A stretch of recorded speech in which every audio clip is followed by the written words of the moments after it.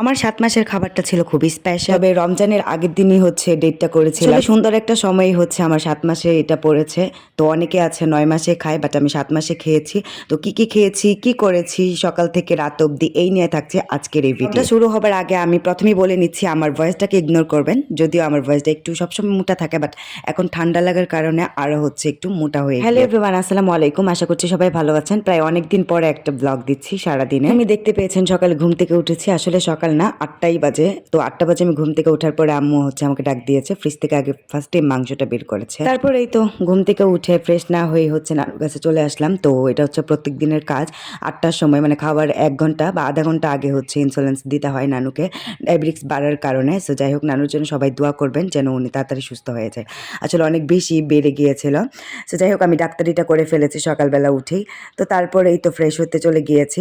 আসলে আপনারা সারাদিনের ব্লগটা আমার অনেক বেশি পছন্দ করেন, বাট আমি এখন অসুস্থতার কারণে আমি দিতে পারি না।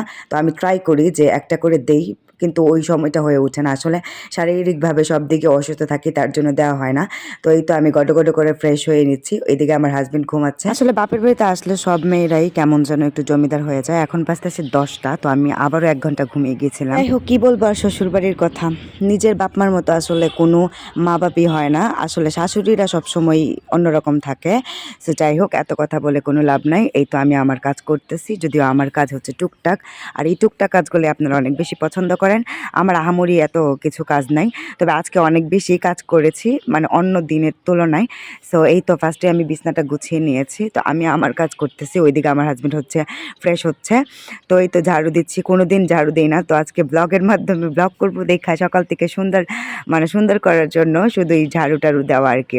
তো যাই হোক, কাজ যে পারি না এরকম না, অনেকটাই পারি, সব কিছুই পারি টুকটাক। তো এই তো আমার হাজব্যান্ড এখন চলে যাবে। তো এটা কিন্তু রমজানের আগের দিন, মানে হচ্ছে কালকের ভিডিও। সো আমি ভয়েস দিতে পারিনি, খুবই ঠান্ডা ছিল রাত্রেবেলা, ভয়েস আরও বাজে ছিল। তো এখন একটু ভালো লাগছে বিদায় আমি ভয়েস দিচ্ছি। তো এই তো সকালবেলা খাচ্ছি। তো সকালবেলায় তো বলের মধ্যে ভাত নিয়েছি। ফার্স্টে দেখছেন একটা ডিম খেয়েছি। তো আমার আবার হচ্ছে কি, ডিম আমি যাই খাই না কেন আমার সকালে ভাত খেতে হবে, এটা আপনারা রেগুলার যারা আমার ভিডিও দেখেন তারাই শুধু বলতে পারবেন। তারপরে এই তো পিঠা বানাচ্ছিলাম, নকশি পিঠা, বা আপনাদের এখানে কি পিঠা নামে ডাকে অবশ্যই কমেন্ট করে জানাবেন। কিশোরগঞ্জের ভাষায় বলে পাক্কন পিঠা। তো যাই হোক, আপনারা অবশ্যই কমেন্ট করতে ভুলবেন না। সো এই তো আম্মু সুন্দর করে ভেজে নিয়ে আসছে পিঠাগুলা। আসলে পিঠাগুলা যখন কাটি তখন বেশি সুন্দর লাগে, ভাজার পরে এতটা ভালো লাগে না। তো এই তো রান্নাবান্নার রেডি করবে, তো আম্মুকে একটু হেল্প করছিলাম। আসলে আম্মু এক হাতে এত কিছু রান্না করতে পারবে না, সো আর তো কেউ নেই আমি ছাড়া। তো তারপরে তো লাউ কাটছিলাম প্রথমে। আসলে কিভাবে কাটবো ওইগুলো আম্মুই দেখিয়ে দিয়েছে। তারপর মূলা কেটেছি। তো মূলা দিয়ে হচ্ছে মাংস দিয়ে রান্না করবে, লাউ দিয়ে মাছ দিয়ে রান্না করবে। সো এখানে হচ্ছে পেঁয়াজ রসুন কেটে নিলাম। আর হ্যাঁ, 5 রকমের ভাজা পোড়া করব, এগুলো আমিই করব। দেখতে থাকেন 5 রকমের ভাজা আমি কি করি। ফার্স্টে হচ্ছে ওই যে লাউয়ের হচ্ছে চামড়া ভাজি করেছি আলু দিয়ে, এই তো খুব সুন্দর করে ফেলেছি। তারপর আলু বড়া করব। আসলে পার্সোনালি হচ্ছে আলু বড়াটা আমার অনেক বেশি পছন্দ। আপনারা কারা কারা খেতে পছন্দ করেন অবশ্যই কমেন্ট করে জানাতে ভুলবেন না। তো দেখেন কত সুন্দর হয়ে গিয়েছে। তারপরে তো ডালের বড়া করব। তো ডালের বড়া করার জন্য সব কিছুই করে নিলাম। আসলে অল্প তেল দিয়ে করেছি, খুবই সুন্দর হয়েছে কালারটা। তারপর বেগুন বড়া করব, তো 3টা করে। আসলে কম মানুষ, কারণ আমি আর আমার হাজবেন্ডই খাবো, এখানে আর কেউ খাবে না। তার জন্য হচ্ছে অল্প করে 5 রকমের ভাজা করে নিচ্ছিলাম। এখন হচ্ছে গাজর ভাজি করতেছি। তবে গাজর ভাজি কিভাবে করে এটা আমার কোনোদিনই আমি করিনি। তো আম্মু আমাকে মরিচের গুঁড়া না করেছে, তারপর আমি দিয়েছি, লাল হয়ে গিয়েছে। এমনিতেই তো গাজর লাল। আসলে মেয়েদের মা লাগে, আর মেয়েরা মা হইতে গেলে মার দরকার। আসলে এই কথাটা কিন্তু সত্যি বাস্তব কথা।